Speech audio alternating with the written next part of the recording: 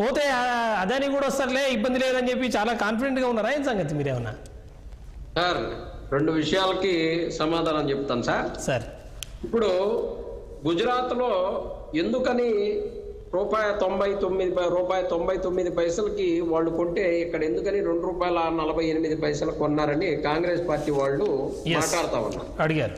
గుజరాత్, రాజస్థాన్ ఎడారి ప్రాంతాలు అవ్వటం వల్ల అక్కడ ప్లాంట్ లోడ్ ఫ్యాక్టర్స్ 23.5% నమోదైతే మన రాష్ట్రంలో 17-18% దగ్గర నమోదైతాయి. ఏపీ రాష్ట్రానికి తమిళనాడు రాష్ట్రాలతో పోలిస్తే గుజరాత్, రాజస్థాన్ సోలార్ పవర్ ఉత్పత్తి చేసే వాళ్ళకి యూనిట్కి 50 పైసలు అడ్వాంటేజ్ తక్కువ ఉంటుంది కాబట్టి దానికి సంబంధించి వీళ్ళు ట్రూ ఆఫ్ ట్రాన్స్మిషన్ వ్యయంపై ఎందుకు దాని గురించి అందుకని 50 పైసలు అక్కడ తక్కువ ఉంటుంది కాబట్టి ₹1.99 ఆ 50 పైసలు వేస్తే ₹2.49 అవుతుందా? ఎందుకంటే కొన్ని చోట్ల ప్రత్యేక హోదా ఇచ్చినటువంటి ప్రాంతాల్లో కానీ ఎక్కడైనా సరే దానికి సంబంధించినటువంటి సబ్సిడీలు చాలా ఉంటాయి. అలాంటి ఉన్నటువంటి పరిస్థితుల్లో మాత్రమే వచ్చినాయి కానీ వేరే ఉద్దేశం లేదు నాయన.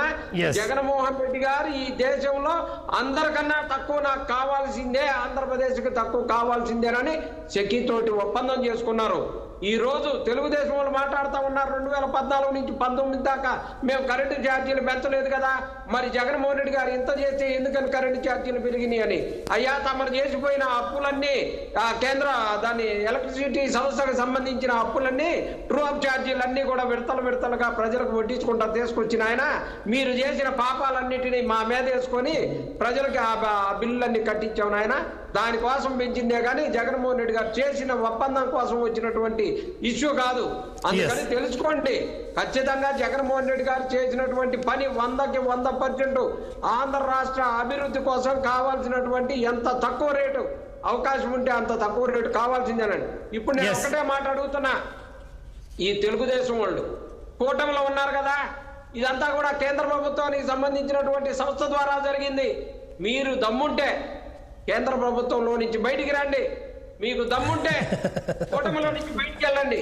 బయటికి వెళ్ళి మీరు ప్రశ్నించండి, మోడీ గారిని ప్రశ్నించండి, బీజేపీని ప్రశ్నించండి, కేంద్ర ప్రభుత్వాన్ని ప్రశ్నించండి. అక్కడ ప్రశ్నించడం చేతగాక నోరెత్తితే జగన్మోహన్ రెడ్డి గారి మీద పడతారు. నోరెత్తితే జగన్మోహన్ రెడ్డి గారి మీద అనటానికే వీల్లేదు. జగన్మోహన్ రెడ్డి గారు చేసిన దానికి మీరు ఆయన్ని అభినందించాలి సార్, అభినందించాల్సి. చిన్నోడైనా సరే జగన్మోహన్ రెడ్డి గారు రాష్ట్రానికి మంచి చేశాడు సార్.